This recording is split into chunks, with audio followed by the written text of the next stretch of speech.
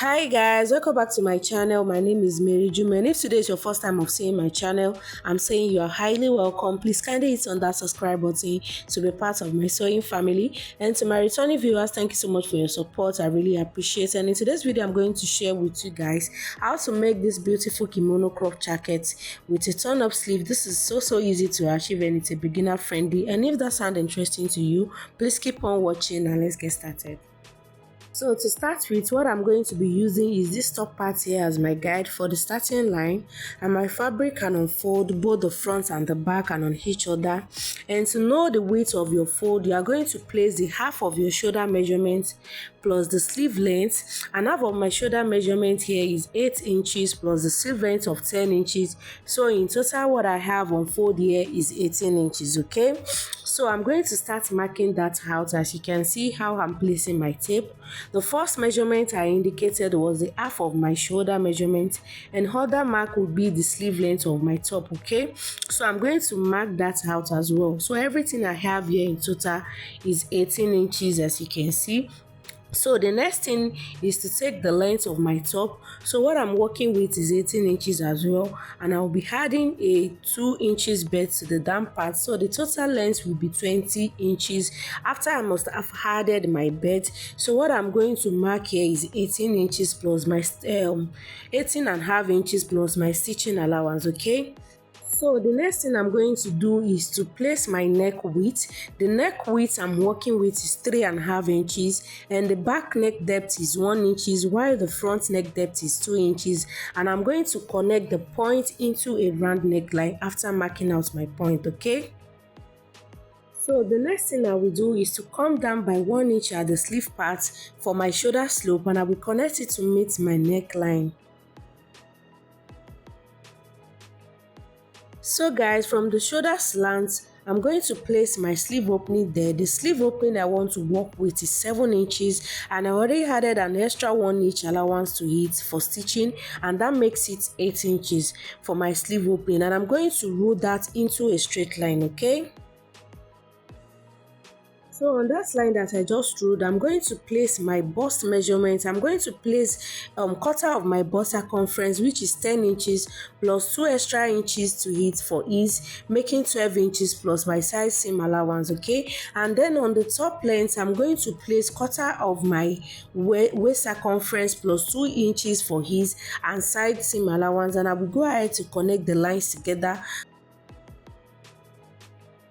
So guys, after rolling that out, the next thing I'm going to do is to carve out my armhole area like this. There shouldn't be any sharp edges around that place. Okay, so that will be all for the drafting of this pattern, and after that I'm going to cut out my fabric. Okay,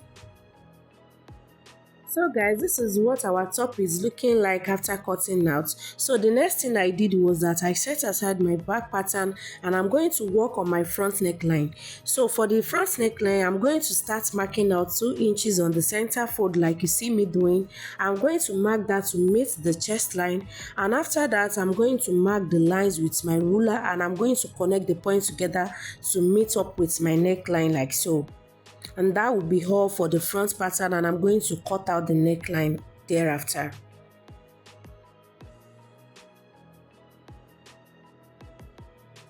So after cutting guys, this is what it's looking like, and I'm having 2 separate pieces for the front. So what I'm going to do now is to bring out my back pattern, and I'm going to place my front on the back piece like so, and I will go ahead to stitch the shoulder line with 1/2 inch, and I will do the same thing to the other side as well. So after stitching my shoulder guys, this is what I have. So what you are going to do next is to open up your top like so, and start placing your tape around it and measure what you have around your neckline. So I'm going to place my tape and measure what I have around the neckline. So what I have here is about 48 inches, as you can see, and I've gone ahead to cut a very long strap of fabric that is about 64 inches. So that's 48 inches plus extra 16 allowance. so that's 64 inches, and the width of it is 2.5 inches unfolded. That's like 5 inches when I open it up. Okay, you can decide to add interfacing to the wrong side of the bed just to give you stability. So what next is to get the midpoint of your bed cut out and locate the midpoint of your top neckline and match the center of your bed to the center of the neckline, and from that point place the belt on the right side of the neckline, and you will go ahead and stitch all round like this with an half inch. So just go ahead and stitch all round with an half inch. Okay, so guys, this is what I have after adding belt to the neckline. You can give it a good press so as to lay flat. So the next thing I'm going to work on is the turn up for the sleeve. So I've went ahead to cut out a strap for the turn up sleeve. The length is 2.5 inches on fold. So I'm going to place that on the sleeve like this. The right side of the strap is facing the wrong side of the sleeve, and I'm going to stitch it down with half inch allowance, and I will do the same to the other side as well by placing the right side of the strap on the wrong side of the sleeve. Okay, so I will go ahead to stitch that down with half an inch. Okay, so this is it. I've gone ahead to stitch that down, and I'm going to flip it over to the right side. So this is what I have for the turn up sleeve. You can go ahead to give it a good press. There's no light in my shop area, that's why my fabric is looking rough, so just bear with me guys. Okay, thank you. So the next thing I will do is to join the side of my top by placing them right side facing each other, and I'm going to stitch the both side down with 1 inch seam allowance I added earlier while drafting out my top. And I'm going to do the same for the other side as well. So just watch how I'm arranging my fabric. That's how you are going to do yours too before stitching. Okay, so guys, this is what I have after stitching the sides. So you can go ahead and notch the curvy part at the armhole so it can lay flat after ironing. Okay, so the next thing I'm going to work on is the belt that will be on the waistline area. So I'm going to measure around what I have at the waistline. So so what I have there is 44 inches. You can multiply that by 2.5 inches just to have enough rope to tie on the waistline, but I will just add like 60 inches to mine just because I don't have enough fabric left, and that will be 2.5 inches on fold. Okay, so I'm going to stitch in that 16 inches allowance I added by sharing it on both sides, and that will be 8 inches on one side and the other. And I'm going to stitch that 8 inches down by placing my belts right side facing each other, and starting from the opening just stitch down with half an inch like this till you get to the extra allowance you added to your belt. Okay, so this is what I have after stitching, and I will go ahead to turn it out to the right side.